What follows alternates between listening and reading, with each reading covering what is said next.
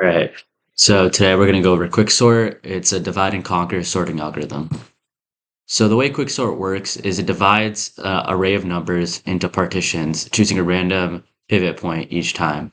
So today we're going to go over the best, worst, and expected running time analysis of QuickSort.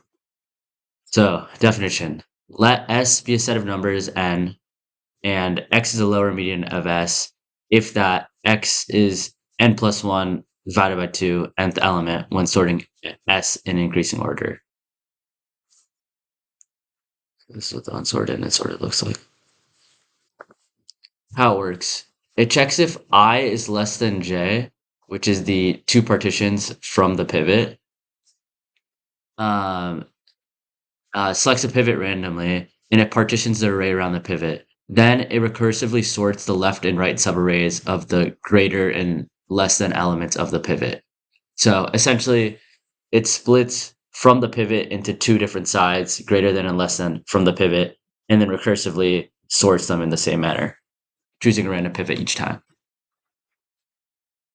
The procedure: you rearrange the array such that it equals p and a of I is less than p and a of j is greater than p for all I and s, or for all I and p. And this is how the procedure would go. So you start with a low and high node, and while low is less than high, you choose a random part of the subarray and swap it recursively. This is a step-by-step procedure. So for here, we choose a pivot of 5. Now we compare each element in the array. So we see 3 is less than 5, so we move it to the left. We see 9 is greater than 5, so we keep it. We see 8 is greater than 5, so we keep it. We see 7 is greater than 5, so we keep it. We see 2 is less than 5, so we move it, and so on and so forth.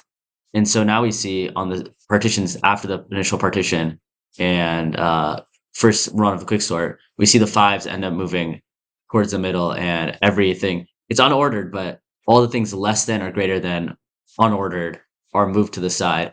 And then you keep doing the sublist and continue doing it until it's sorted. So the time complexity analysis. So the worst case running time is if you choose a value, either the smallest or the largest value. And so you have one subarray with zero elements in the set. The best case is if you choose a median node where you have balanced partitions on both sides, and the expected running time is n log n, due to it shrinking the problem down each time recursively. Worst case occurs when partitioning with zero elements, pretty much what I just said. This is the recursion tree. Best case, and half, just choosing the median node. Unbalanced split. Even with an unbalanced split, it achieves it. Some splits will be reasonably, some will be unfairly, but it essentially, when you approach infinity, since you're choosing it randomly, it'll naturally approach n log n. Randomized quicksort. Use random sampling to achieve, what I said. Insertion sort, worst case and best case are n squared, while for quicksort, worst case is n squared, however, best case is n log n. Takeaways: quicksort uses divide and conquer via partitioning, pivot, boost performance by a lot. Worst case is when it's a completely unbalanced split. The best / expected case is n log n.